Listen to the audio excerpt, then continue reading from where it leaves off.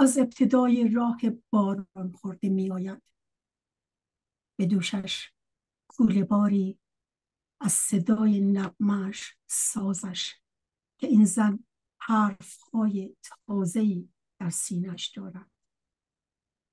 زنی دلخسته از آوار هر اندوه و ابرازش، زنی همزاد باران نرم، هم پیمان طوفان سخت، بیارامد بیاشوبد جهانی را به اعجازش.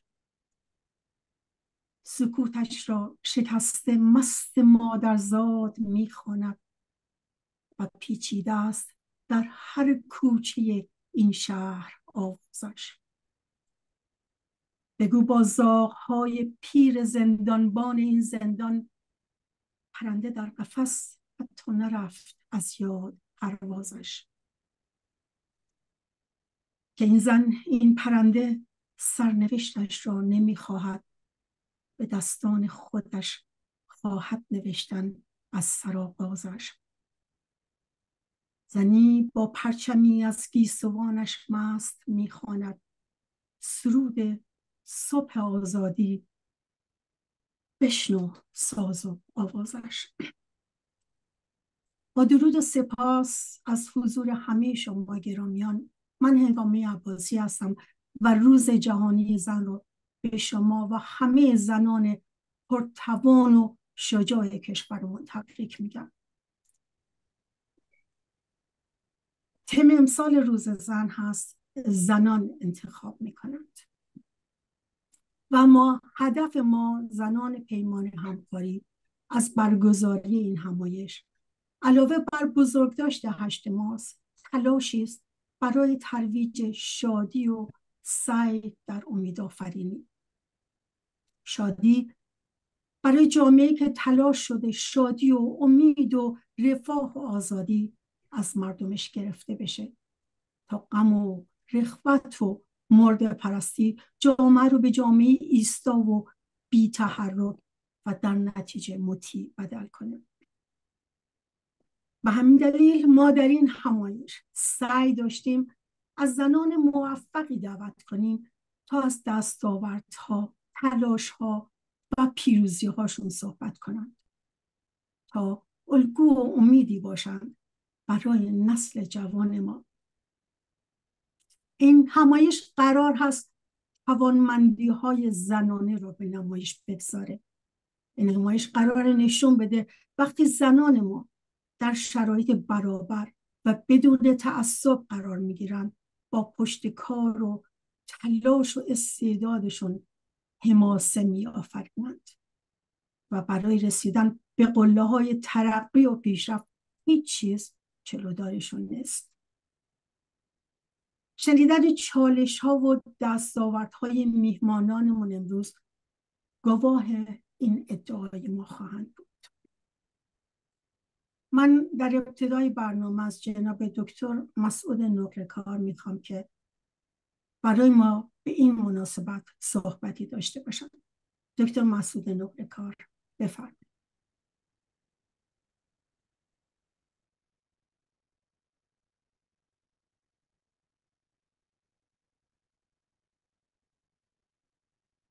میکروفونتون بسته است. خیلی عذر. به همه شما عزیزان حاضر در این همایش و همه زنان آزاده و آزادیخواه درود میفرستم و فرخنده روز زن رو شاد باش میگم. شاد باش به شما که با تلاشی چشمگیر در پرتو همبستگی و آگاهی و شجاعت مدنی هر روز میهنمون رو روز زن کردید.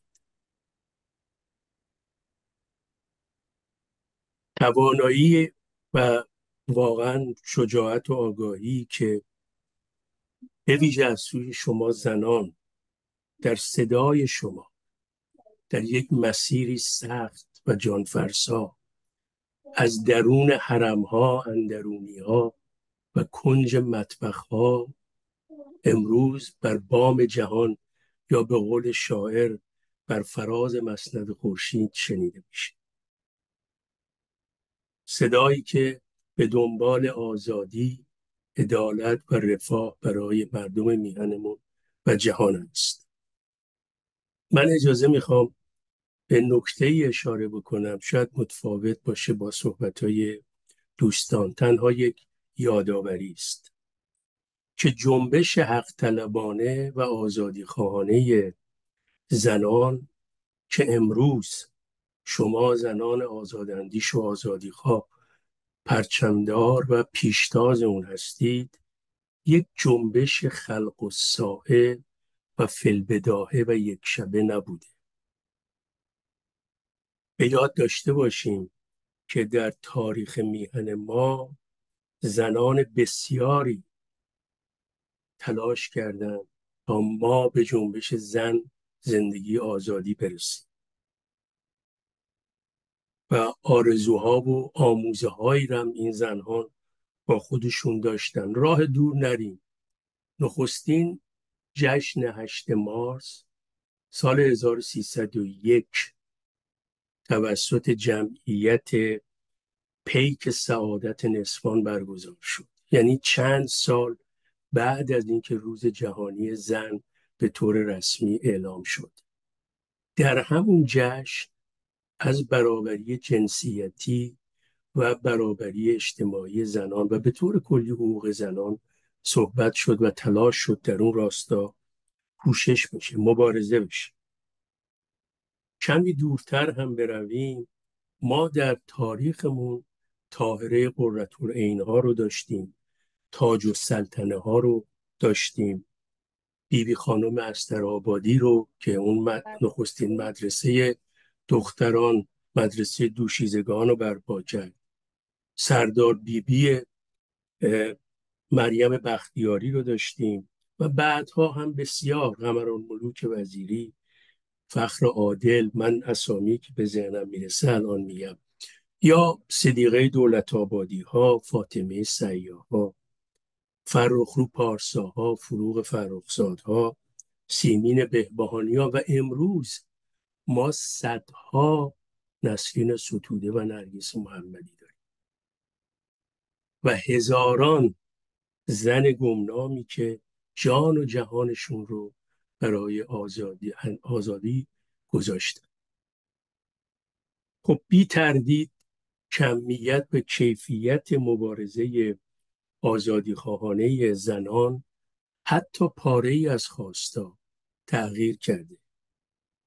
منتها امروز شرایط به گونه است که گرایش غالب نگاه مذکر به تاریخ رو، یعنی تاریخی که تاریخ مذکر بوده رو تغییر داده. دیگه اون تاریخ و جنبش روشنفکری مذکر نیست. زنان در فکر و کردارشون نشون دادن که به طور کلی در تحولات فرهنگی، اقتصادی، اجتماعی و سیاسی نقش‌های تعیین کننده‌ای داشتن. خب امروز ما می‌بینیم پرسشگری، آینده‌نگری، تولید ایده و گفتمانسازی و آزاداندیشی و آزادیخواهی یکی از ویژگی‌های مهم به جنبش زنان است.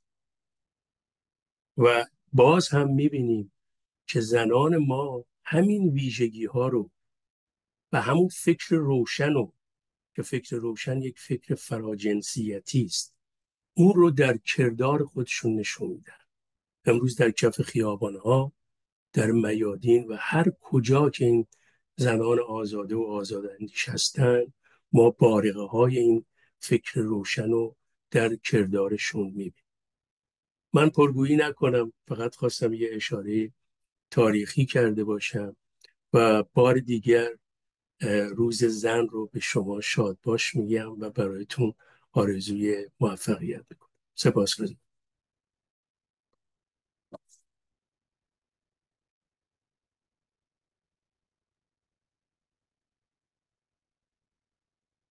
هر بار که ترانه‌ای برایت سرودم، قومم بر من تاختند که چرا برای وطن شعری نمی سرایی و آیا زن چیزی بجز وطن است.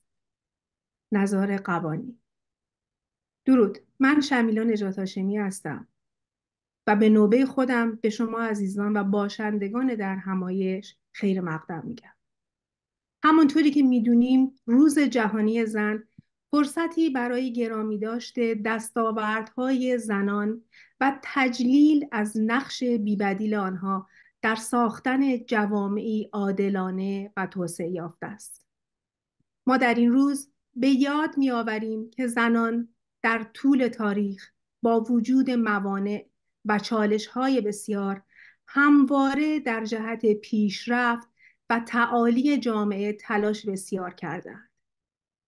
امروز نیز زنان ایرانی در سراسر جهان در عرصه‌های مختلف علمی، فرهنگی، هنری، اقتصادی، اجتماعی و حتی سیاسی حضوری فعال و مؤثر دارند و با خلاقیت، ابتکار و تلاش‌های بی‌وقفه خود در مسیر ساختن دنیایی بهتر گام برمی‌دارند. خوش آمد میگم مجدد بهتون و شما رو دعوت میکنم به دیدن یک موزیک ویدیو و سپس صحبت‌های میهمانان عزیز. یلا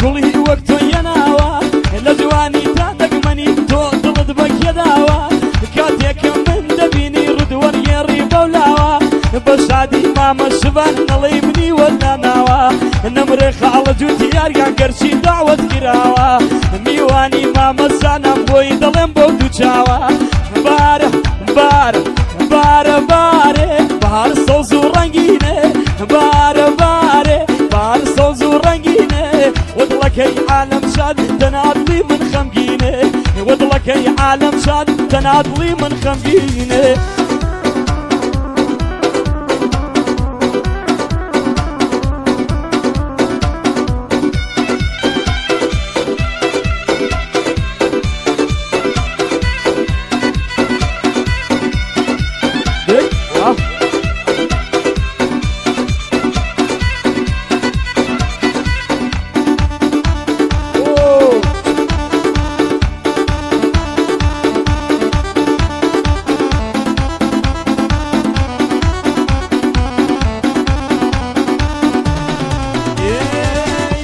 برز وقتنا منذكر بشيتوار بالا برز وقتنا منذكر بشيتوار ناويرم بيدوينم بوي ببن بتوبكار بالا برز وريككي هالشوا وكوتشنا قروا قليه من بيبوي جبت اللاروشان دايما ما وبولادي تعطل خوش بيقدار بشادي ماما زانا امن ليبين مخنبان بخوشي ماما بندر بوي دلي مجاروبان بخوشي خاله بندر بوي دلي مجاروبان باره باره باره بار سوزو رنگينه باره باره بار سوزو رنگينه ودلك اي عالم شاد تناضلي من خمقينه ارضلك اي عالم شاد تناضلي من خمقينه.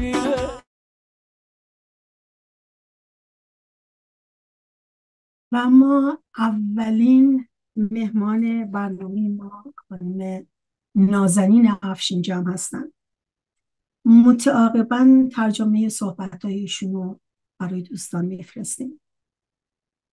نازنین افشینجان مدافع حقوق بشر، نویسنده، یکی از بنیانگذاران توقف اعدام کودکان به علاوه مجموعه عدالت ایران و مؤسس خیریه نازنین هستند.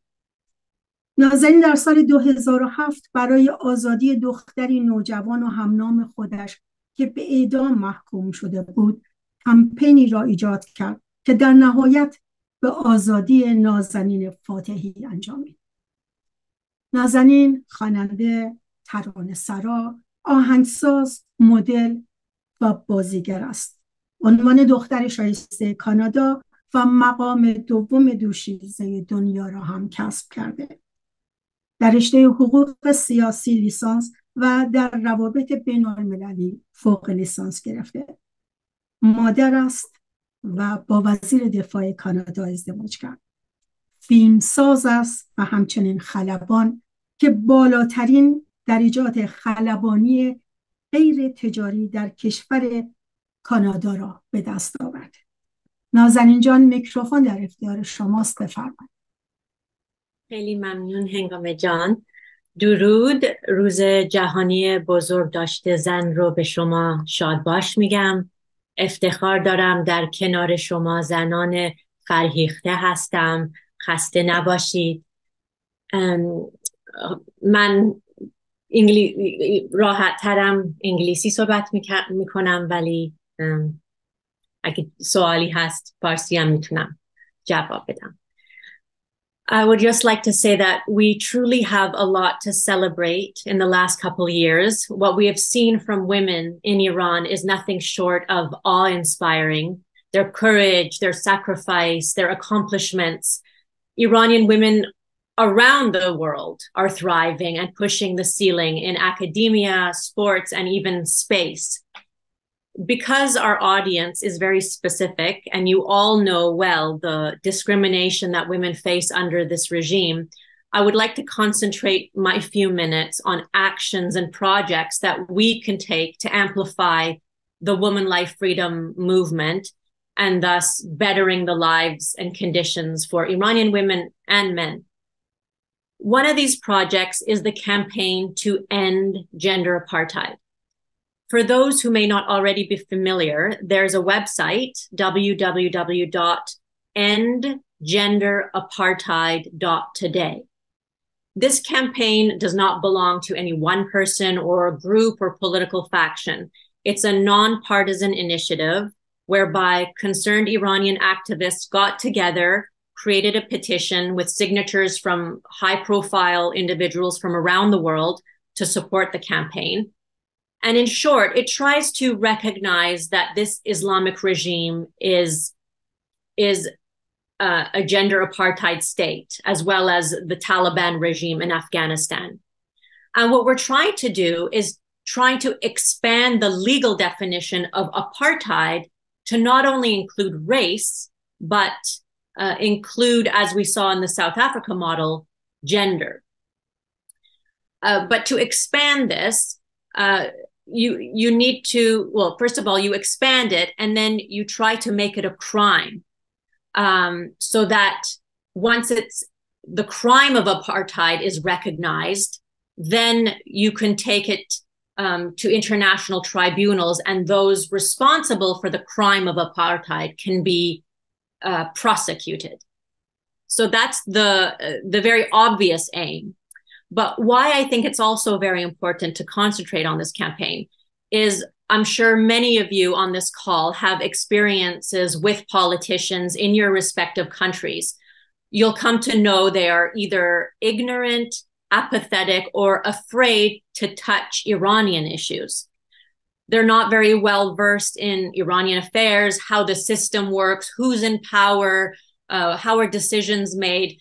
They're confused, and frankly, they have so many other domestic issues on their plate that Iran becomes low on their list of priorities. Mind you, of course, there are some good politicians that are very aware and empathetic, but I'm speaking more on the whole.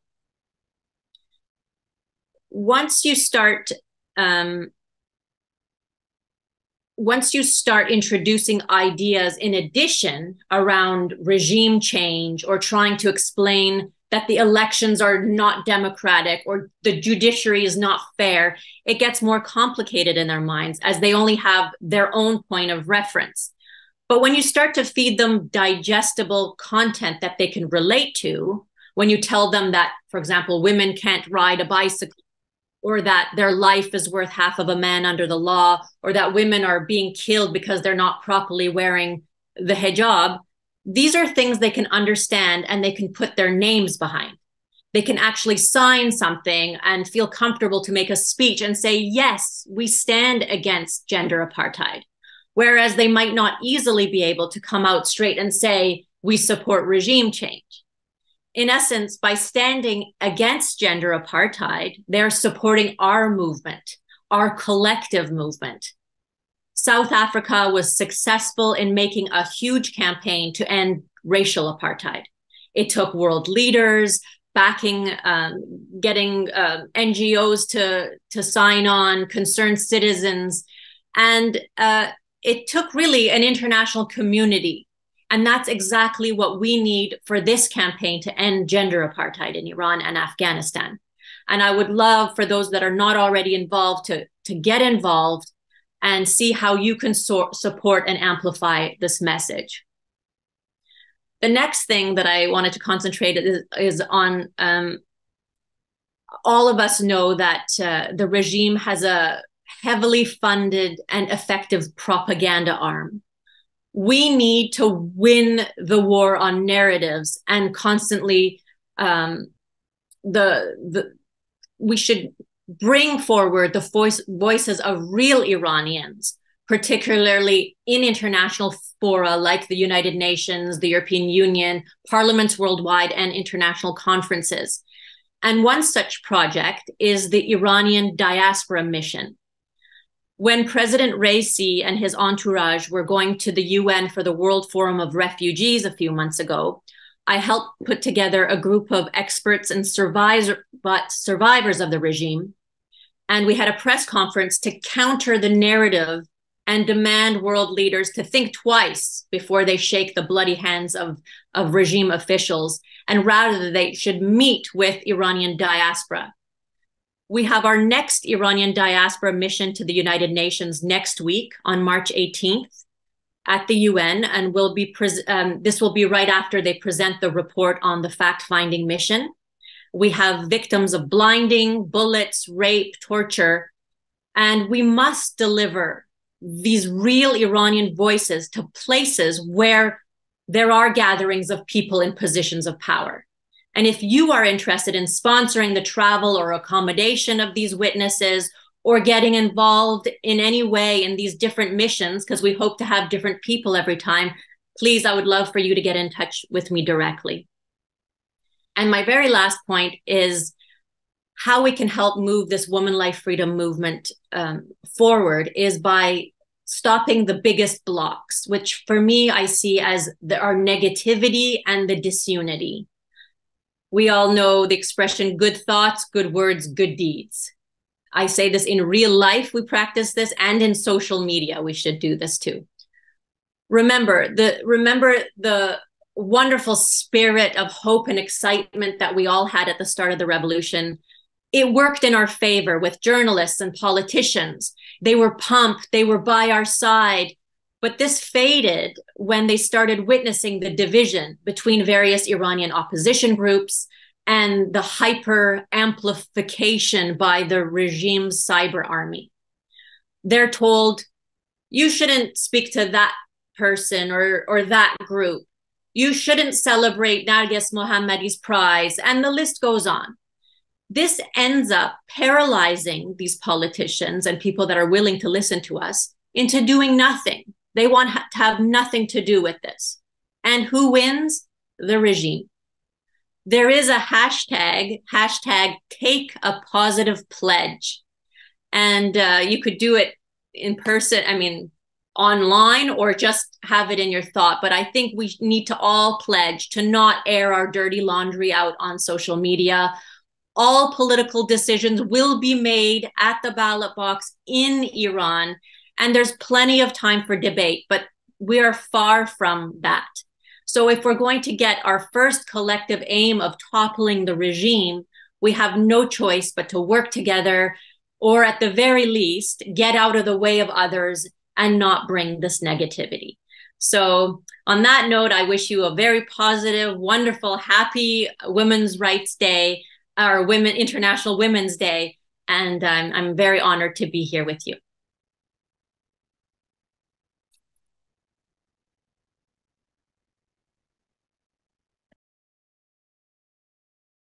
میکروفون شما بسته است هنگام جان.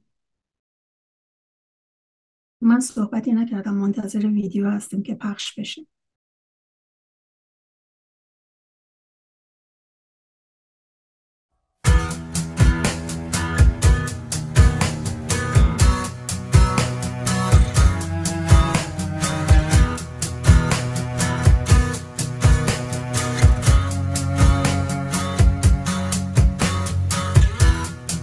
در سال 1978 آنان همه جا بودند و فکر ما را از نفرت پر کردند و به اسم مذهب ملت را فریب دادند. وقتی پاسداران آمدند ما در راه فرار بودیم. زندگی برای همیشه عوض شد. برای رد این انقلاب عقبگرا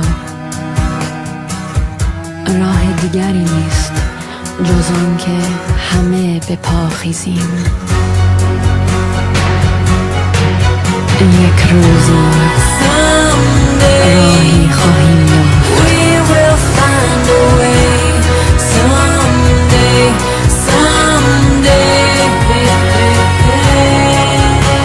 یک روزی تاریکی رنگ خواهد باخت.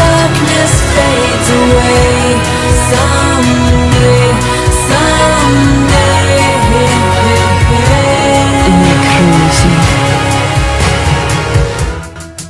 صدا می کنم کودکان انقلاب را که حالا بزرگ شدیم که آیا وقت تغییر هست؟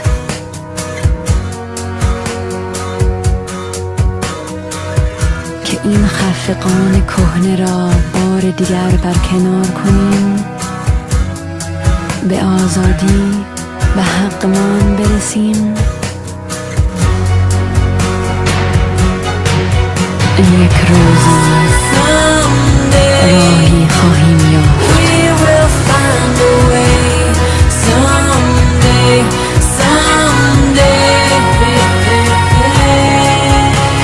یک روزی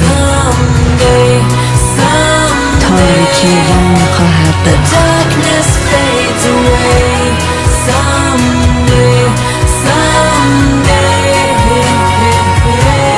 یک روزی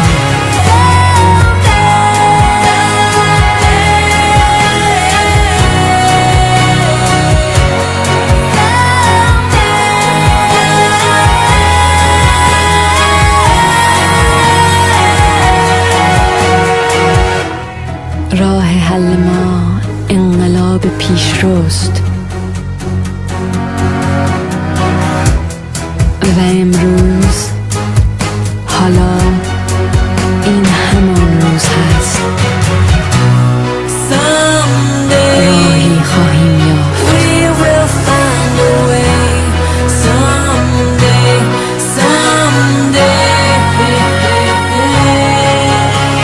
یک روزی تاریکی رنگ خواهد باخت.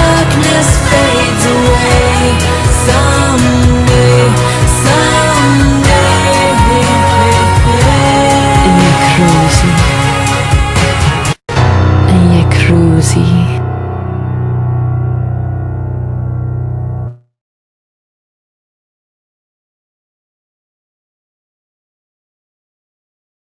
مهمان بعدی ما دانشمند جوان خانم تناز گودرزی هستن. تناز جان، میکروفونتون رو باز کن. سلام، من تنازم. به عنوان مختصر از خودم بگم، یک زن ایرانی. قبل از هر چیز به همه زنهای ایرانی و همه زنهای جهان این روز رو که برای سلبریشن جنگ هر روزه زنانه تبریک میگم. من به عنوان حرفه کارهای معنیداری میکنم در رابطه با جین تراپی و سل تراپی، در رابطه با درمان بیماری‌های سرطان و ساخت دستگاه‌ها برای انریچمنت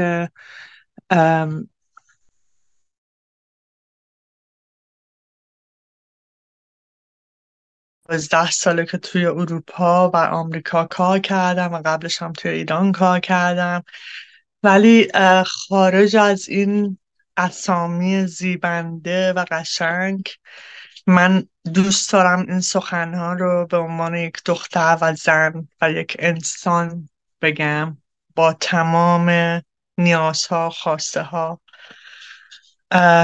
و ضعف ها و توانایی ها. دوست دارم از این جایگاه حرف بزنم و اول از همه سلام کنم به زنانی که هوا رو به تمام زنایی که هوا رو از سوراخ‌های اختناق نفس کشیدن و دووم آوردن. سربازهای گمنامی که نه اسمی ازشون هست، نه کسی بهشون افتخار کرد، نه کسی دیدشون و نه به جایگاه خاصی رسیدن و بگم این روز اونهاست. اونهایی که همشون تک تکشون امید هر زنی هستن که توی دنیا زیر فشاره، هر زن معمولی. نمیخوام تحلیل عقلانی کنم، بیشتر دوست دارم از لحاظ احساسی تجلیل کنم و سلبریت کنم به عنوان دختری که از خانواده میاد که در خانواده من شانس دیدن زنهای زیادی رو داشتم که به عنوان اولین زنی که در ایران به دانشگاه رفته، اولین زنی که زنهایی که خلاف جهت اجتماع تونستن موفقیت هایی رو کسب کنن و بعد به عنوان کسی که در کشور مدرنی مثل آمریکا که تمام حقوق بشر، تمام حقوق زنان اینجا شکل گرفته که مبارزاتش و در واقع یک جورایی ادعای جلو بودن داره و همه اینا، از اینجا صحبت کنم و بگم با همه اینها، از همه اینجا سلام از زیر بار و آواری از فشار روی زنان توی تمام محیط‌های علمی، همه جای دنیا، نه تنها کشور من. سلام به تمام زنانی که کمترین برابری رو توی حقوق دارن هنوز که هنوزه، و سلام به زنانی که زیر بار شرم و فشار شرمی که از طرف اجتماع بهشون وارد میاد هستن. به عنوان دوست دارم چیزی که حتما دوست دارم بگم بهشون اینه که از قدرتتون در حیرتم.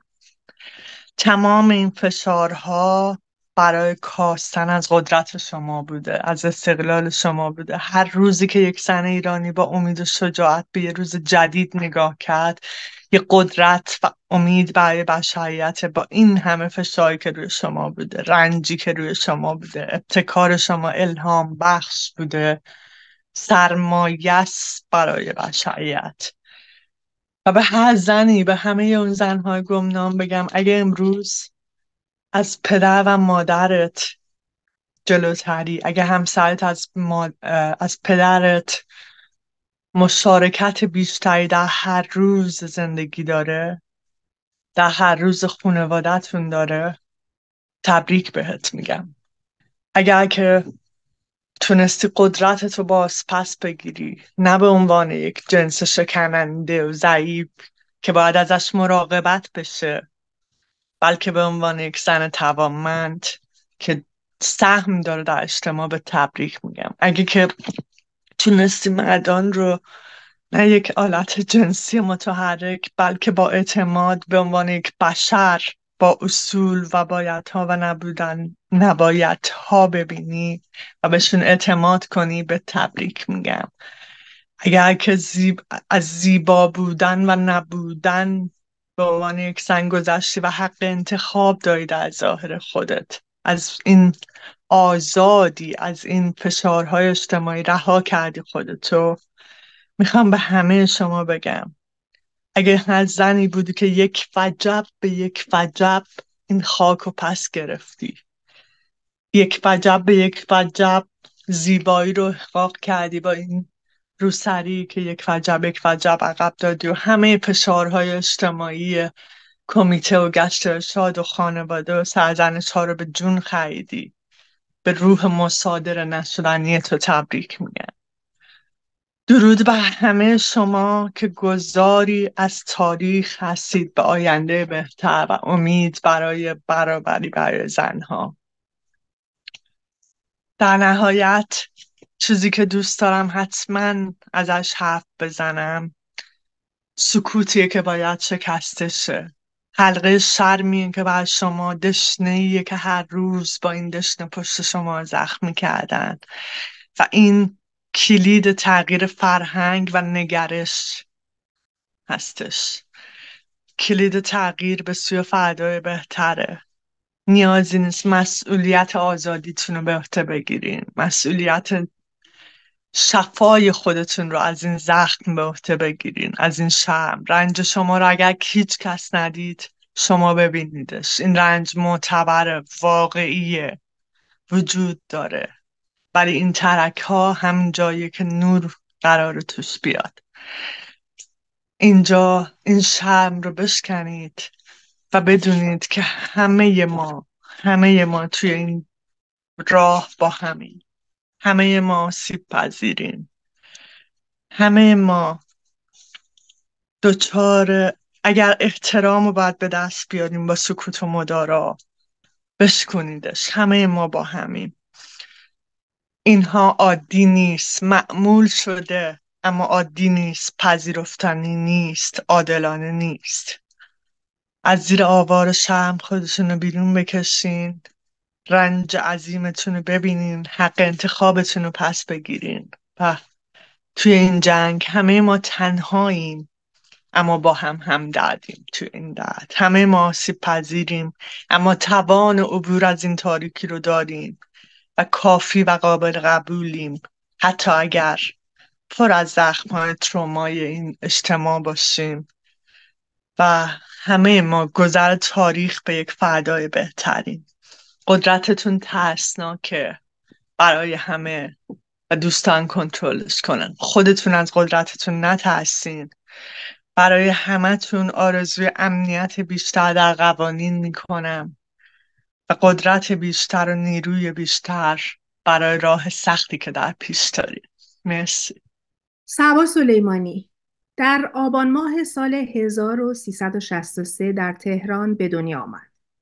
فارغ التحصیل کارشناسی نقاشی از دانشگاه علم و فرهنگ، عضو دائمی انجمن تصویرگران، نقاش و تصویرگر و مدیر هنری انتشارات احساس می‌باشد.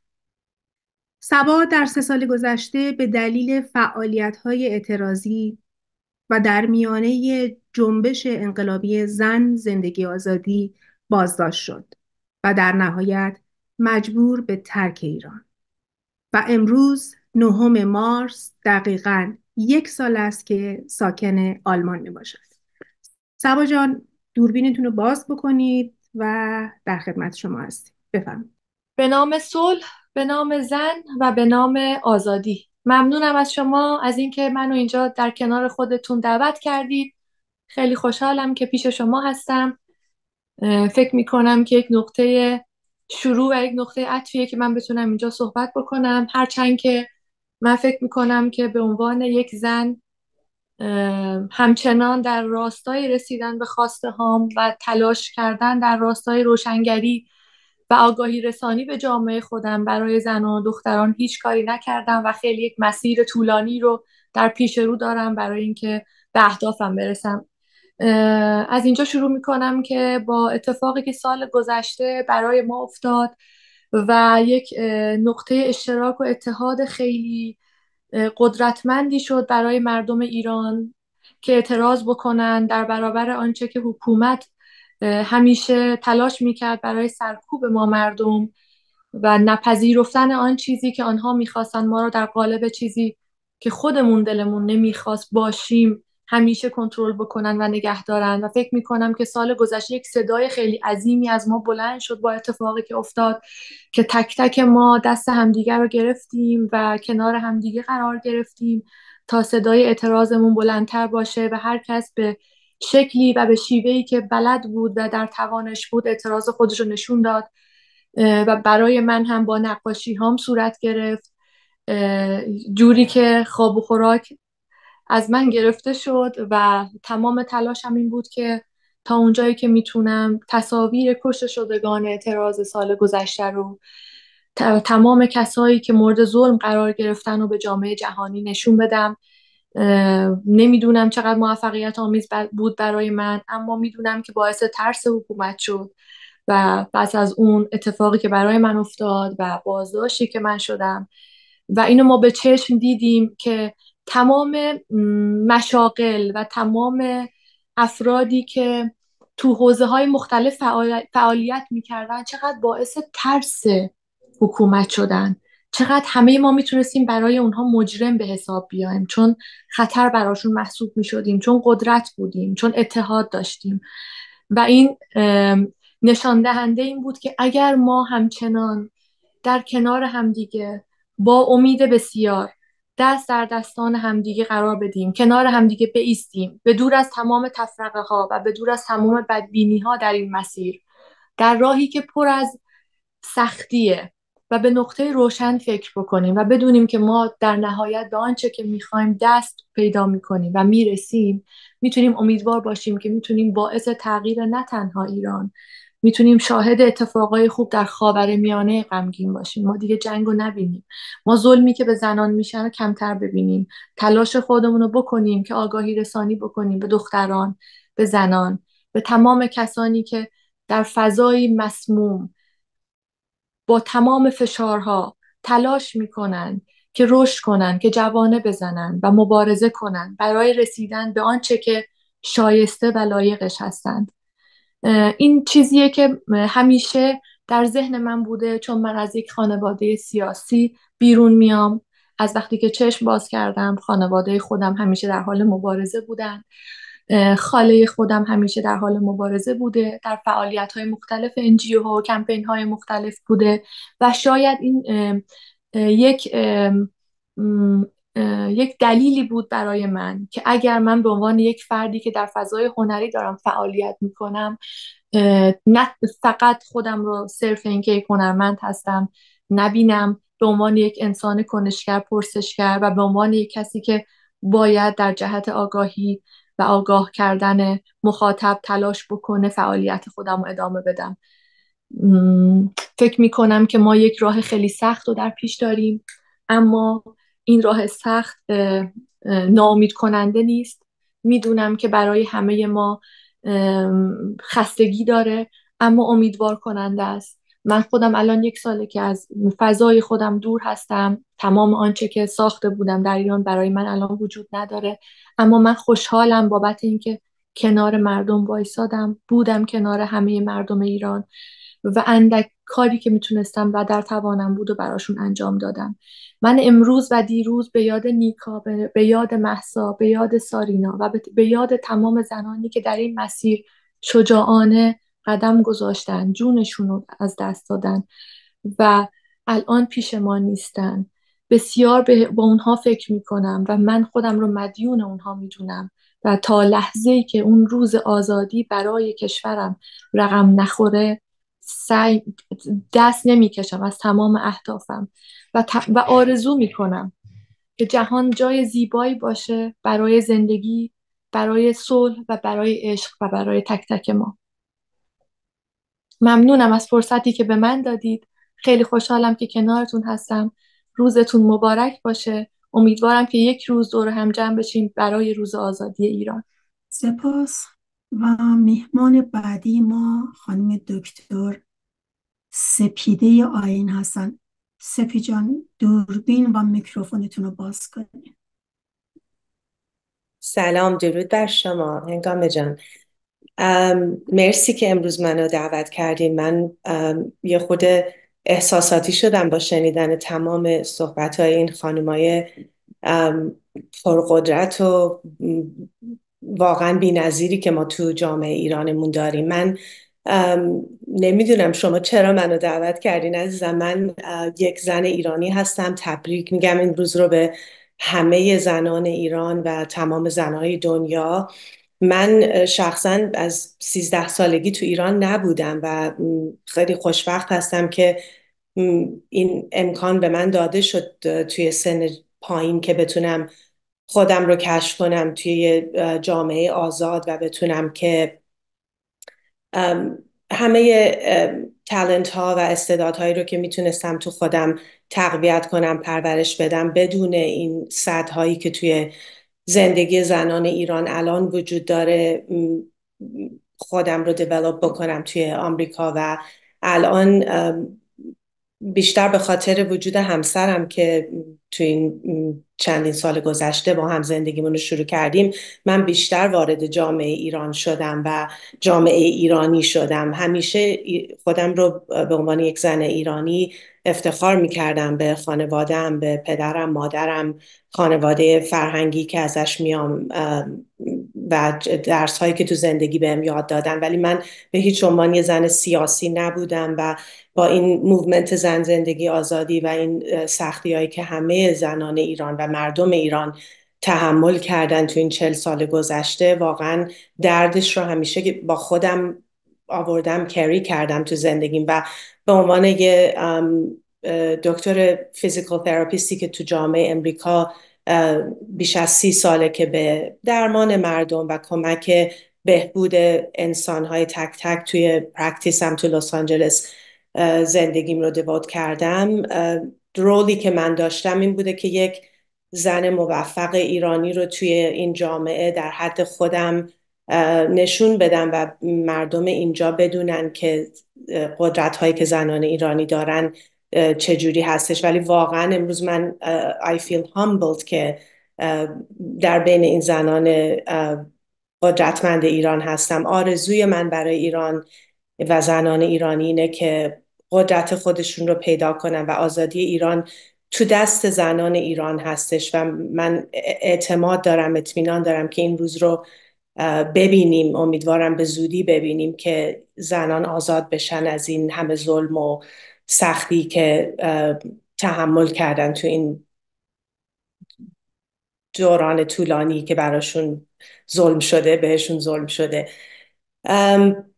من فکر میکنم که صحبتی که من میتونم بکنم اگر بتونم یک انسان رو حتی براش تغییری ایجاد بکنم، اینه که به قدرت درون خودشون به عنوان یک زن اطمینان داشته باشن و بدونن که زندگی مثل یک رودخونه‌ایه که ما ازش رد میشیم. با وجود اینکه تنها هستیم، بدونیم که همیشه کسانی هستن تو این مسیر زندگی که دستان ما رو میگیرن، چه زنان باشن چه الگوهای زندگیمون باشن، و ما چشم و گوش و احساساتمون رو باز نگه داریم که این اپورتونیتی هایی که امکاناتی که تو راه ما قرار میگیره رو ببینیم و ازش استفاده کنیم و خودمون رو به بهبود زندگیمون همیشه دیوت کنیم. و امیدوار هستم که آزادی ایران رو ببینیم، آزادی زنان ایران رو ببینیم. خیلی افتخار میکنم که شما زنان هستین و واقعا از قدم هایی که برمیدارین توی چه زندگی ایران چه دنیای اینترنشنال باعث افتخار هستن و من واقعا افتخار میکنم که یک زن ایرانی هستم. کاری هم که من میکنم تو محیط درمانیم اینه که به انسانها education بدم راجع به این که ایران چیه، زنان ایرانی کی هستن، از کجا میایم و چه قدرت هایی داریم. و ممنونم که منو امروز دعوت کردین. انشالله که هرچه زودتر برای آزادی ایران هممون با هم یونیتی رو به دست بیاریم. این اتحادی رو که نداریم واقعا باعث پاشیده شدن امکاناتی که میتونه باشه اتفاق افتاده. و من دعا میکنم برای هماهنگی و اتحاد همه انسانهای ایران هر کجای دنیا که هستن و انشالله که به زودی ایران آزادمون رو ببینیم. متشکرم ازتون. روز زن مبارک. سپاس از شما سپی جان.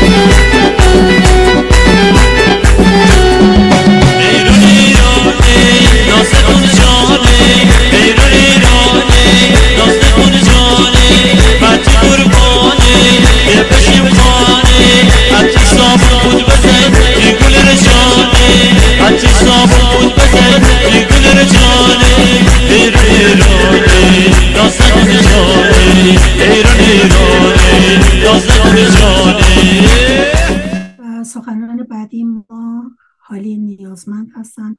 علی جان میکروفون و دوربینتون رو باز کنین. هنگام جان خیلی متشکرم که منو دعوت کردی و اول شروع میکنم که به همه زنان جهان روز جهانی زن رو تبریک بگم و همینطور به زنان ایران.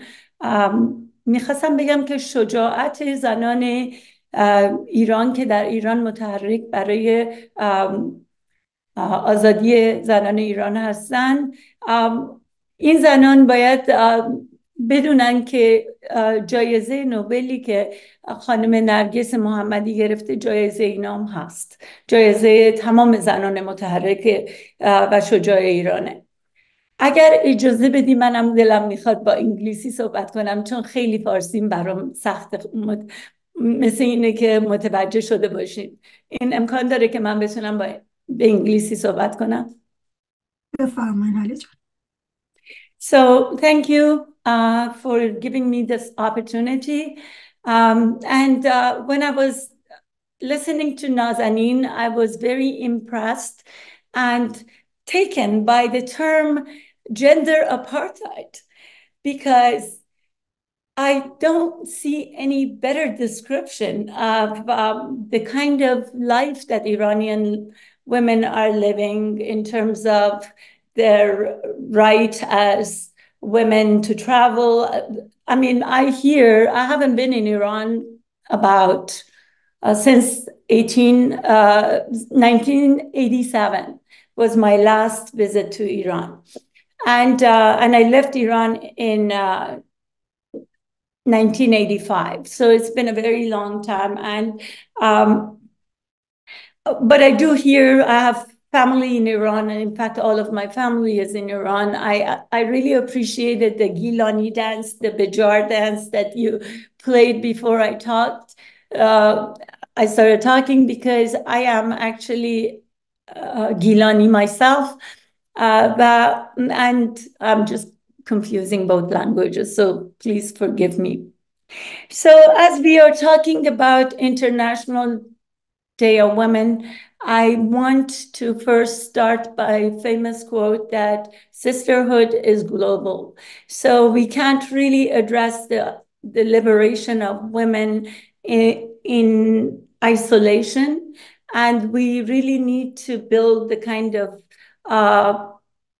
allies around the world, not allies in terms of governmental allies, because if anybody thinks about, regime change, we have seen regime change in Afghanistan, we have seen regime change in Iraq, and we definitely don't want Iranian people to go through the same suffering. Any change that happens in Iran comes from the grassroots, but we still need allies to implement change and bring the global attention, which I again think that I am going to be signatory to the gender apartheid, because I think it is very important to address any kind of freedom for women in a global context. As you probably know, that the issue of women is not an issue of which country has the most oppressive regime. The issue of gender apartheid is a result of millennia of patriarchy that is the experience of basically every woman in every country in the world, but it is quite relative. In terms of to what degree women are experiencing this kind of inequality is quite different. At the same time, I want to bring up the fact that we are talking about the International Day of Women against the background of genocide by apartheid Zionist regime of Israel against people of Gaza, who are every day, every hour, as we are talking right now, every hour, 2 women are being killed under the bombardment. And as we speak now, many mothers are losing their children to this war.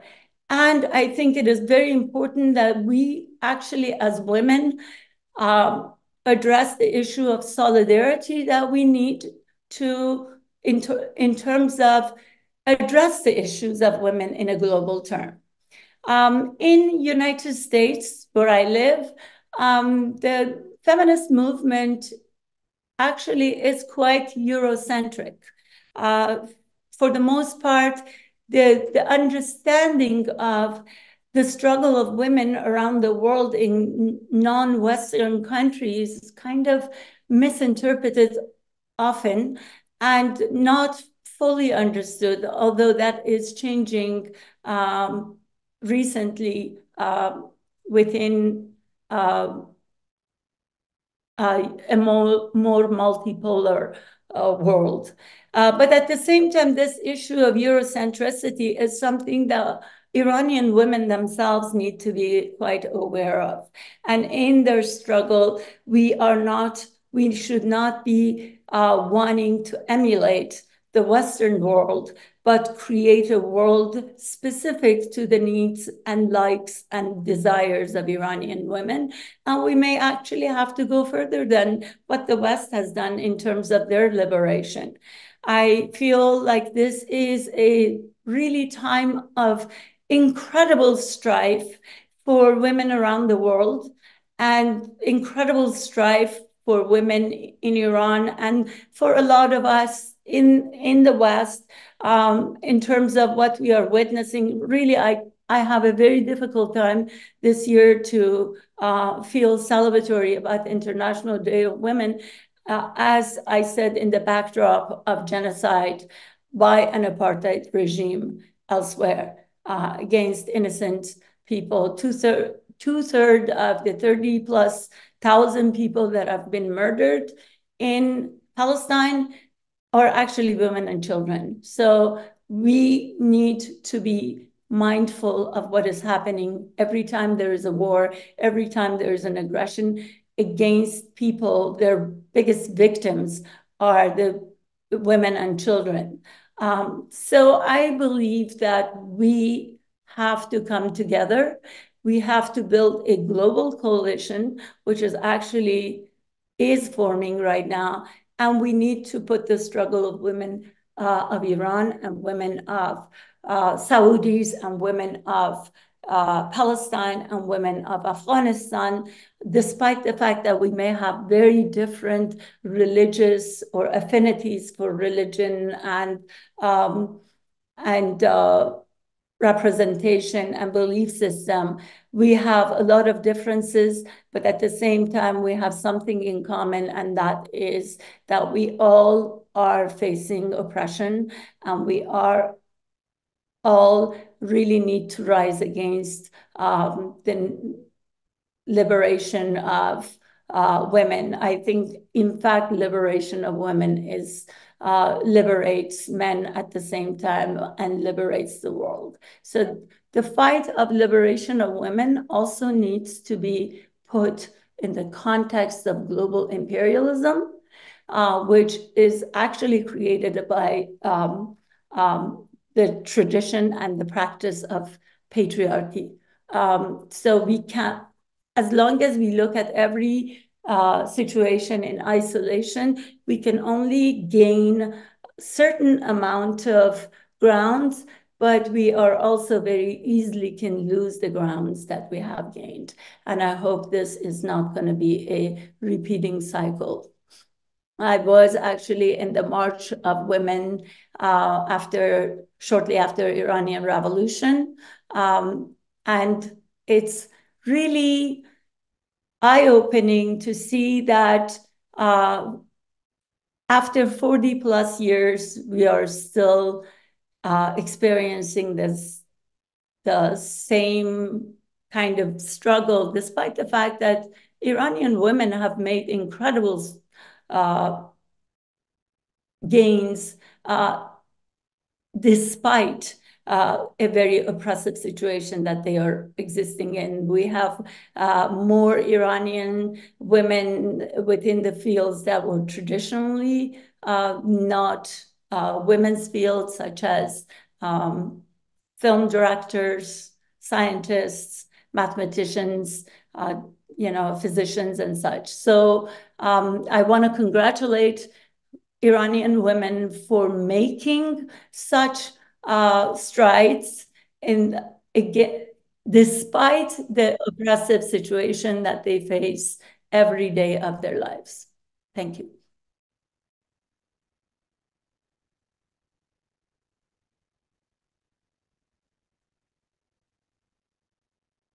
غزل عبداللهی، متولد 1373 در تهران و فارغ التحصیل دانشگاه معماری تهران. غزل به عنوان عکاس با مجلات، روزنامه‌ها و جشنواره‌های فیلم در ایران کار کرد. او در سالهای دانشگاه در پروژه‌های تئاتر و سینمایی شرکت داشته. همچنین به عنوان بازیگر، کارگردان و طراح صحنه با گروه‌های تئاتر در تهران مشغول همکاری بوده. غزل همواره کارش رو در ایران شخصی نگه داشته و هرگز مطالب و آثارش را به دلیل محدودیت‌های نشر و نمایش منتشر نکرده و به معرض نمایش نگذاشته است. غزل در پاییز 1401 و در جریان جنبش انقلابی زن، زندگی، آزادی در حال ایران را ترک کرد که مادرش خانم عالیه مطلبزاده، فعال سیاسی، دوران محکومیت خود در زندان اوین را می‌گذراند و خانواده تحت فشار فزاینده‌ای قرار داشت. مادر و پدر غزل هر دو در ایران هنرمند و فعال سیاسی هستند و بارها دستگیر و زندانی شدند. خانواده او به دلیل اعتقادات و نشر آثارشان توسط رژیم ایران ممنوع کار شده و به آنها اجازه ندادند در زمینه‌های حرفه‌ای خود کار کنند. مادر غزل عکاس و روزنامه‌نگار و پدرش کارگردان و نویسنده سینماست. غزل در حال حاضر ساکن آلمان و تمام آن فعالیت‌هایی که در ایران تحت سلطه رژیم جمهوری اسلامی از آن منع شده بود و نمی‌توانست انجام دهد در آلمان دنبال میکنه. غزل جان، دوربین و میکروفون خودتون رو باز کنید و شما رو میشنوم. ممنون. اول اینکه سلام و ممنونم از تو شمیلا و ما بقیه دوستان برای دعوت. بعد حالا من برخلاف همه فکر میکنم که حتی به صورت سمبولیک هم من نمیتونم این روز رو فقط اختصاص بدم به زنان و تبریک بگم، چرا که خب فکر میکنم که 8 مارچ و روزی که حالا ما میگیم تحت روز زنان فقط مختص زنان نیست، در واقع یک یادآور و امیدی هست که برای ادامه جنگ برای تمام اقلیت‌ها و نه فقط زنان، چون فقط زنان نیستن که در یک دنیای نابرابر دارن زندگی میکنن، خیلی از اقلیت‌ها هستن و خب این روز برای همه اونهاست که یادآور بشه برای ادامه جنگ با نابرابری هایی که تمامی این سالها دارن باش دست و پنجه نرم میکنند. اصلا فکر میکنم برای همین بود که زن، زندگی، آزادی هم حتی فقط برای زنان نبود، برای همه انسانهایی بود که توی ایران اگر انقدر فراگیر شد، انقدر بزرگ شد، انقدر جهانی شد، برای این بودش که برای تمام انسانهای تحت ظلم و ستم بود. بعد فکر میکنم که خیلی هم شمیلا توضیح داد در مورد من خب میخوام الان در رابطه با چون گفتش که توی ایران نتونستم کار کنم هیچ وقت و همه پروژه ها و کارهام رو، یعنی کارهای هنریم رو در واقع تونستم که اینجا اولین بار پابلیک به نمایش بذارم. یکیش در واقع این ایده توی زندان به ذهن من رسید، یعنی زندان و زنان توی زندان بود که این ایده متولد شد برام و خب این اون بودش که من شخص خودم تا قبل از اینکه پام رو به زندان نگذاشته بودم تمامی این افراد، تمامی زندانی ها، تمامی این نام ها تنها برام عکس ها و اخباری بود که روزانه میخوندم و خب درسته قلبم میشکست و ناراحت بودم، اما خب از دور همه تصور میکنن که این اخباری که داره لحظه‌ای ثانیه‌ای منتشر میشه و خب این همه چون آدم ها هیچ وقت نمیتونن خودشون رو در جای اون افراد بذارن و ظلم و ستمی که دردی که اون خانواده های زندانی ها و خود اون زندانی داره به سرش میاد رو هیچ وقت نمیتونن احساس کنن و همیشه روی چند تا کلمه گزارش و اخباری میشه که ما میخونیم. و خب من اولین باری که پام رو گذاشتم برای ملاقات با مامان در زندان اوین، خب کسایی که اونجا بودن و تجربهش رو داشتن خوب میدونن، حتی تجربه ملاقات با زندانی رو هم، با زندانیشون در واقع. من وارد شدم و توی سالن ملاقات کابینی نشستم. یک فضای سرد سیاه تاریک و بعد وقتی زنان زندانی وارد پشت شیشه هایی که ما نشسته بودیم وارد سالن ملاقات میشن، شروع میکنن خندیدن و صحبت کردن و همه میان شروع میکنیم با هم، همه تلفن رو برمیداریم با تک تکشون صحبت میکنیم. و خب دیگه اونجا اون لحظه‌ای بودش که برای من شکست که اینا انسان هستن و اینها جان هستن و اینها من دارم هر روز هر یک شنبه با این بچه‌ها صحبت میکنم و دردشون درد من هم شد. و خب من از همین حدود 4 سال پیش الان در همین توی همین سالن‌های ملاقات توی صحبت با بچه‌های زندانی خواستم که یک پروژه‌ای رو اختصاصی برای بچه‌ها، یعنی کاملا شخصی برای خودم، چون من که واضح میدونستم که من این رو هیچ وقت هرگز نمیتونم الان که توی ایران هستم جز سوشال میدیا و حالا اینستاگرام و اینها به نمایش بگذارم و کاملا شخصی برای دل خودم شروع کردم پورتره های بچه های زندانی رو روی فیلتر قهوه هایی که میخوردم نقاشی میکردم. و خب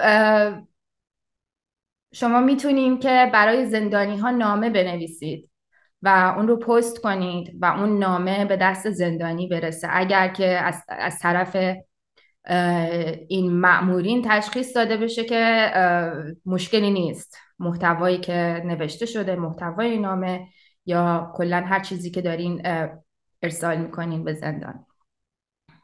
و خب این پورتره هایی که من نقاشی میکردم رو یک سریاشون هم به یک سری از بچه های زندانی بهشون رسید و بیشتر این کاری که کردم میخواستم که صدای بچه هایی که داخل زندان هستن و کمتر شناخته شده هستن و کمتر دیده شدن و در واقع دردشون دردیه که برای آدمایی که حس نکردن این فضای این شکلی رو درد آشنایی بشه. هیچ وقت هرگز نمیتونیم که به صورت کامل تمام اونچه که اونها احساس میکنن رو ما هم احساس کنیم. و برای من این نقاشی ها روی این فیلتر قهوه ها تمام فرصت هایی بود که از این بچه ها گرفته شد، چون میدیدم باهاشون صحبت میکردم و میدیدم که چقدر آدم های شگفت‌انگیز و آدم هایی که همشون برای جنگیدن با همین نابرابری الان توی زندان هستن، هم هر لحظهشون، هر روزشون، هر ثانیهشون داره ازشون گرفته میشه. و خب به طور مثال برای من اینجوری بودش که خب من میتونستم بشینم و به طور مثال با نیلوفر بیانی یک قهوه بخورم و اون رو بیشتر بشناسم. و خب الان اون توی زندان هست و این فرصت از من و از اون گرفته شده و از خیلی های دیگه، برای اینکه نیلوفر رو بهتر بشناسن یا همه بچه‌های دیگه، تک تک کسایی که حتی نامی هم ازشون نیست، حتی من فرصت نداشتم که زندان اوین نبودن، زندانهای شهرهای دیگه هستن و هیچ نامی ازشون نیست، هیچ خبری ازشون هیچ جا نیست و کاملا ناشناخته هستن. و برای من این نقاشی ها حکم روزهای گرفته شده و لحظه های گرفته شده از هم من بود، هم همه اون زندانیان. و همین. مرسی ازتون.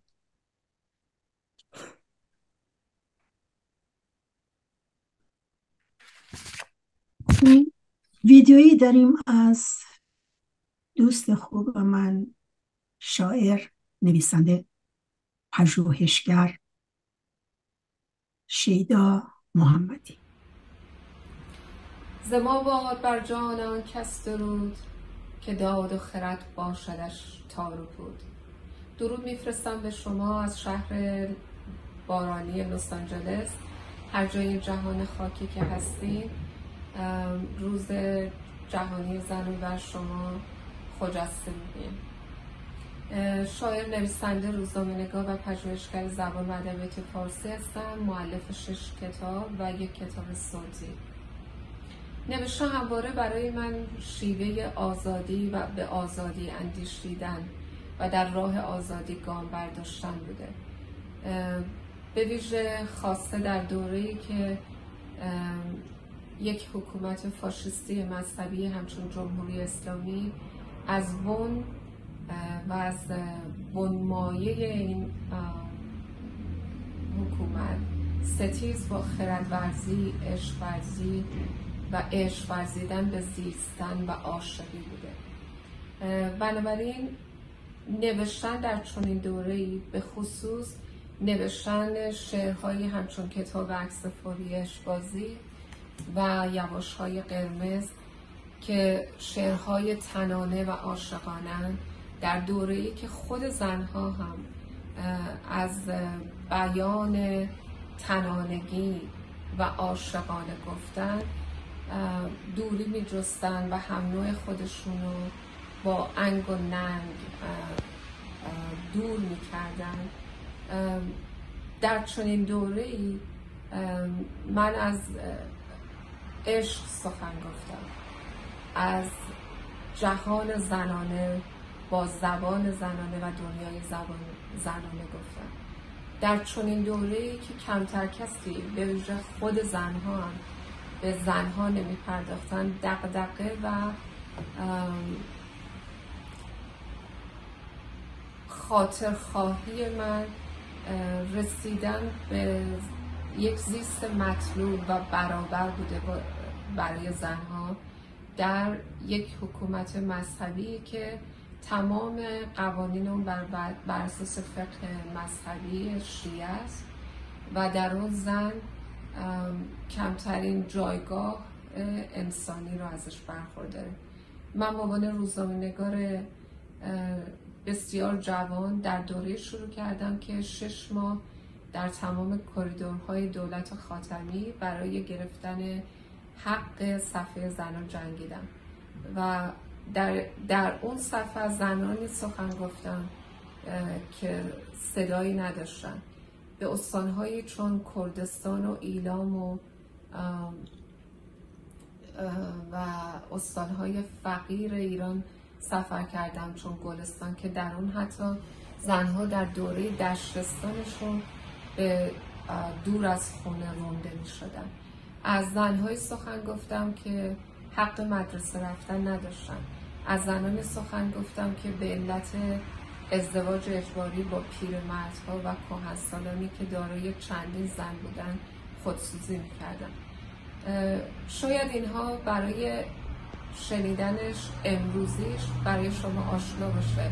از زنان کردستان و سیستان و بلوچستان و گلستان گفتم، اما من از زمانی سخن میگم که کمتر کسی به این مقولات میپرداخت، به زنان خودفروش، به زنان تنفروش، به زنان کار و بچه های کار.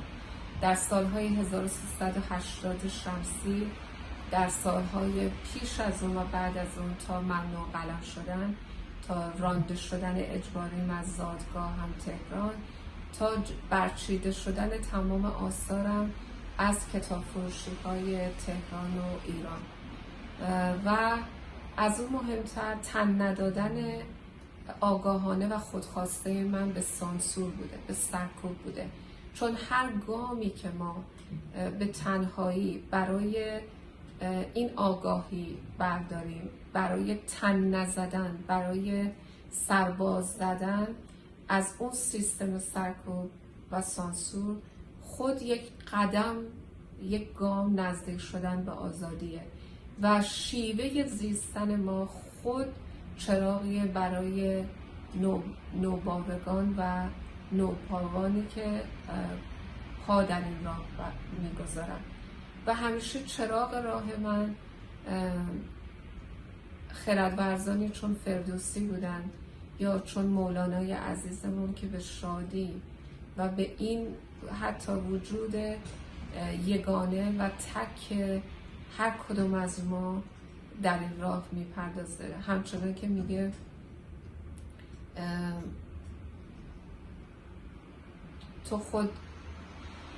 تو مگو همه به جنگن و ز صلح من چه آید، تو یکی نیی هزاری، تو چراغ خود بیفروز. و بر ماست و با ماست که هر کدام برای رسیدن به چنین آزادی، به چنین برابری که در اون تک تک ما به عنوان یک شهروند آزادانه بیاندیشیم، آزادانه بنویسیم، آزادانه برقصیم و آزادانه زندگی کنیم، باید در این راه تلاش کرد. همچنان که جامی ما رو به امید و امیدواری رجعت میده، همچنان که مولانا ما رو به شیوه عاشقی زیستن و شاد بودن بشارت میده، همچنان که فردوسی بزرگ ما رو به خردورزی و نیکاندیشی بشارت میده، همچنان که صادق هدایت ما رو برحذر میداره از خرافات و خرافات مذهبی و همچنان که فروغ عزیز از تولد دیگر شروع میکنه، بر ماست و با ماست که روامدار باشیم، که خردورز باشیم، که نیکورز باشیم و نیکاندیش باشیم، چرا که با پاسبان، مهربان و نگاهبان این اندیشه های نیک، کردار نیک و گفتار نیکیم از نیاکانم. تا باد چنین باد.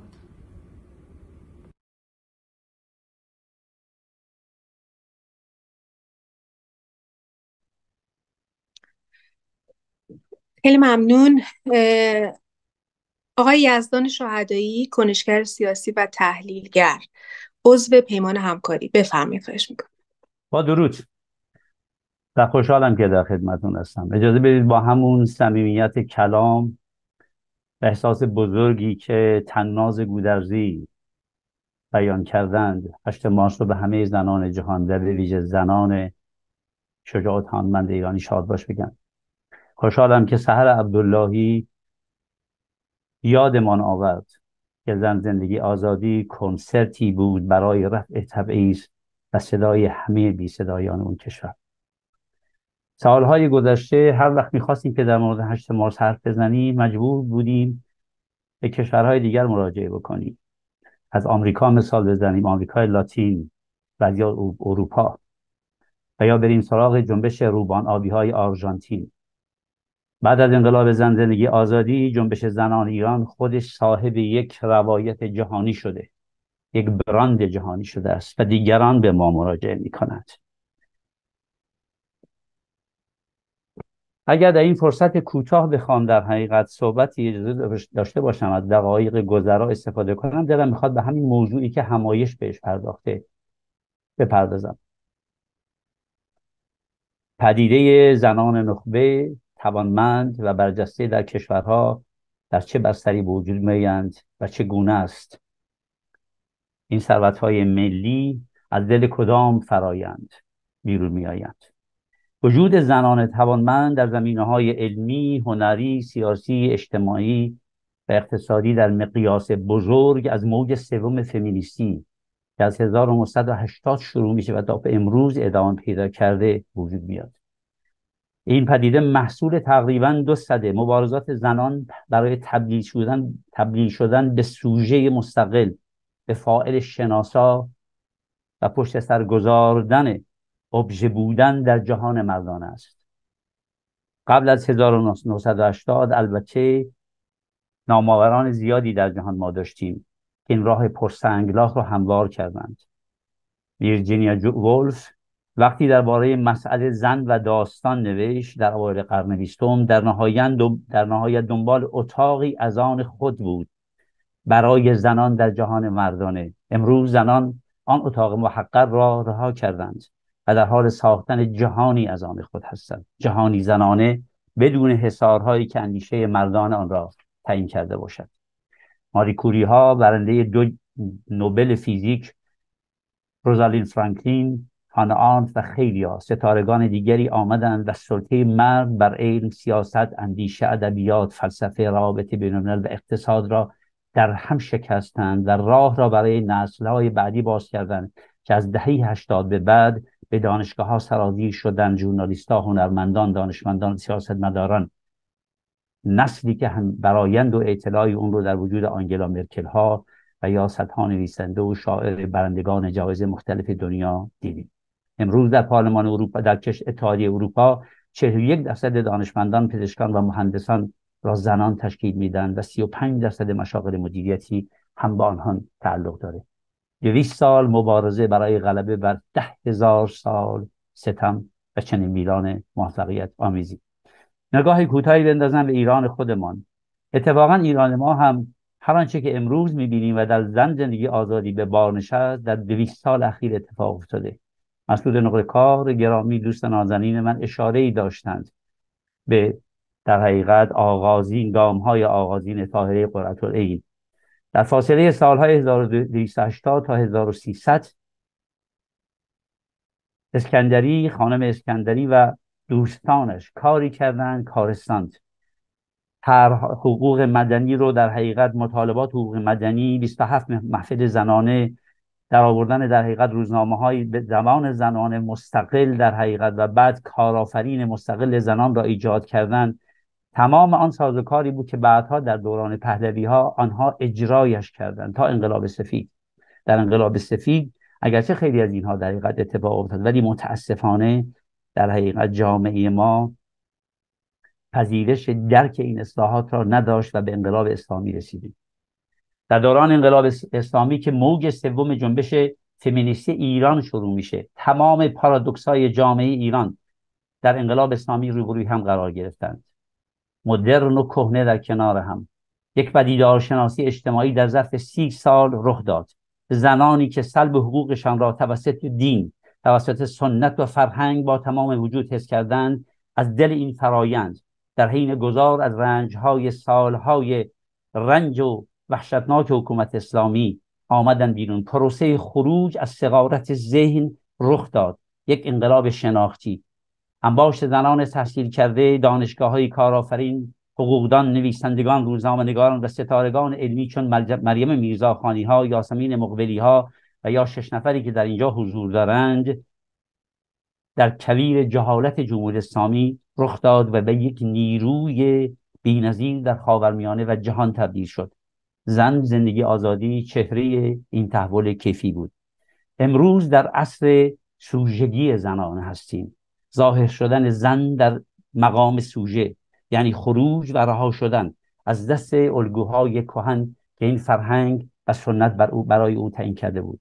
زمانی که دکارت 300 سال قبل گفت من می اندیشم پس هستم، رهایی سوژه مرد از باورهای کلیسا مد نظرش بود. در آن دوران زن هنوز محلی از اعراب نداشت. امروز زنان توانمند اثبات کردند که می اندیشند به طور مستقل و موجودیتشان را باورانده‌اند به جهان مردانه. با نیروی تاریخی رها از الگوهای کهن، رها از سنت‌های کهن به قصد تصرف جهان آمده است. طلوع خورشید برابری مبارکشان باد. ممنون از شما.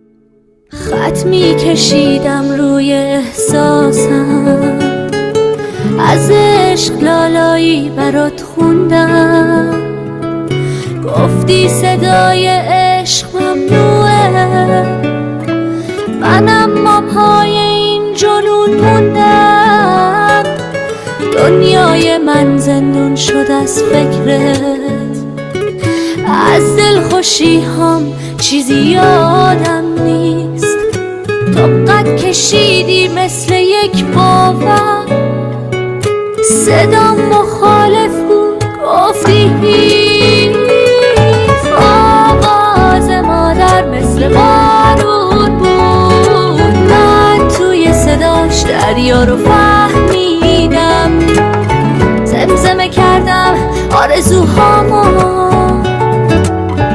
وایسادم از هیچی نترسیدم، میشد بخونم از شب و رویاها، میشد بخونم بی ترسش یعنی زن، کجای دنیا این همه عشقا،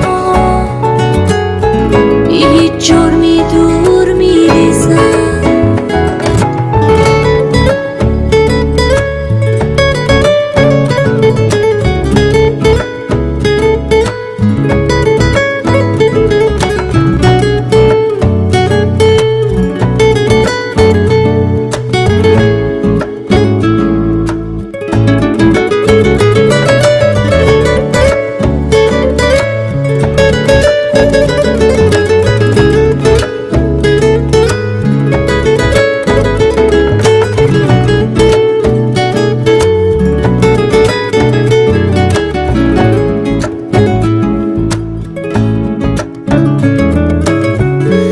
تو سازش کردم و این شد،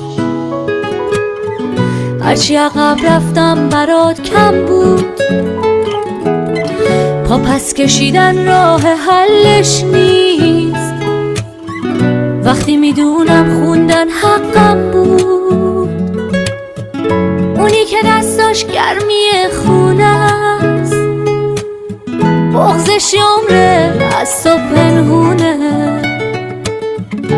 آخر دنیا بگو ممنون، مادر بازم با عشق میخونه، آواز مادر مثل بارون بود، من توی صداش دریا رو فهمیدم، زمزمه کردم آرزوهامو، وایسادم از هیچی نترسیدم، از شب و رویاها، میشد بخونم بی ترسش یعنی زن، کجای دنیا این همه عشقا، بی هیچ جرمی دور میریزن. باری دیگر از حضور شما عزیزان در این همایش تشکر میکنم. امیدوارم این گرد همایی بتونه در مسیر تحقق اهداف مشترک ما در جهت ارتقای جایگاه زنان در جامعه مؤثر بوده باشه. این همایش به همت پیمان همکاری برگزار شد. پیمان همکاری ائتلافی کوچک ولی تاثیرگذار در میان اپوزیسیون می باشد که در میان 6 سازمان سیاسی شورای مدیریت گذار، شورای ملی تصمیم، حزب مشروطه لیبرال دموکرات، جمعیت سوسیال دموکراسی برای ایران، جنبش وحدت ملی ایرانیان و اتحاد برای آغازی نو شکل گرفته. و در آخر آرزوی سلامتی و شادکامی و موفقیت برای شما دارم.